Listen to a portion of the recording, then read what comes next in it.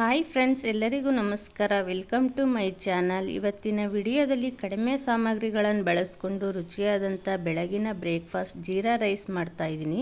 ಅದು ಹೇಗೆ ಮಾಡೋದು ಅಂತ ನೋಡೋಣ. ಈಗ ಜೀರಾ ರೈಸ್ ಮಾಡೋದಕ್ಕೆ ಏನೇನು ಇಂಗ್ರೀಡಿಯೆಂಟ್ಸ್ ಬೇಕು ನೋಡ್ಕೊಂಡು ಬರೋಣ.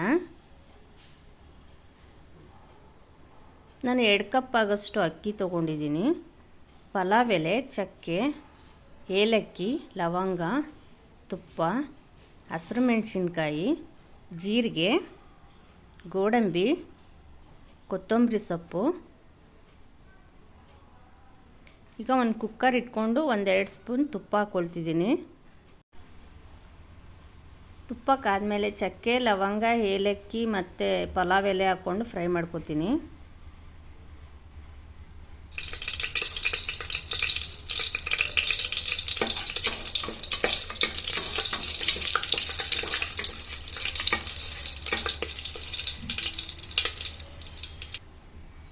ಈಗ ಗೋಡಂಬಿ ಹಾಕ್ಕೊಳ್ತಿದ್ದೀನಿ.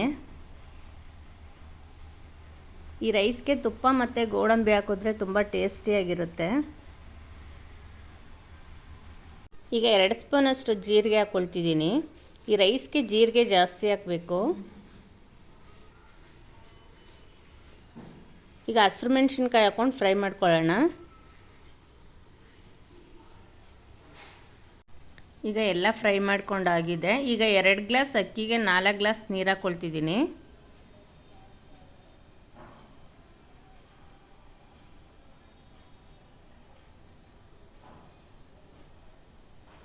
ಈಗ ರುಚಿಗೆ ತಕ್ಕಷ್ಟು ಉಪ್ಪು ಹಾಕ್ಕೊತಿದ್ದೀನಿ. ಅಕ್ಕಿನ 1-2 ಸರಿ ವಾಶ್ ಮಾಡಿಕೊಂಡು ಇದಕ್ಕೆ ಸೇರಿಸ್ಕೊಳ್ತಿದ್ದೀನಿ. ಈಗ 1-2 ನಿಮಿಷ ಕುದಿಯೋಕ್ಕೆ ಬಿಡ್ತೀನಿ.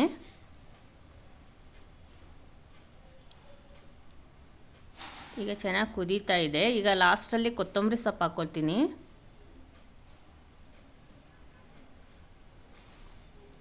ಈಗ ಕುಕ್ಕರ್ ಮುಚ್ಚಳ ಮುಚ್ಚಿ 2 ವಿಷಲ್ ತೊಗೋತೀನಿ.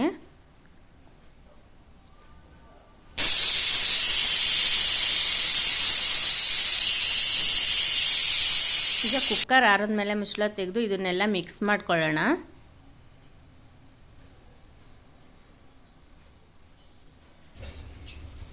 ಈಗ ಜೀರಾ ರೈಸ್ ರೆಡಿಯಾಗಿದೆ.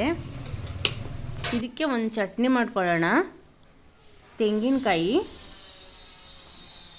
ಬೆಳ್ಳುಳ್ಳಿ, ಹಸಿರು ಮೆಣಸಿನ್ಕಾಯಿ, ಕೊತ್ತಂಬರಿ ಸೊಪ್ಪು, ಉಪ್ಪು ಹಾಕೊಂಡು ಗ್ರೈಂಡ್ ಮಾಡ್ಕೊಳ್ಳೋಣ. ಈಗ ಚಟ್ನಿ ರೆಡಿಯಾಗಿದೆ. ನಿಮಗೆ ಈ ರೆಸಿಪಿ ಇಷ್ಟ ಆಗಿದರೆ ಲೈಕ್ ಮಾಡಿ, ಶೇರ್ ಮಾಡಿ, ಕಮೆಂಟ್ ಮಾಡಿ, ಸಬ್ಸ್ಕ್ರೈಬ್ ಮಾಡಿ. Thank you.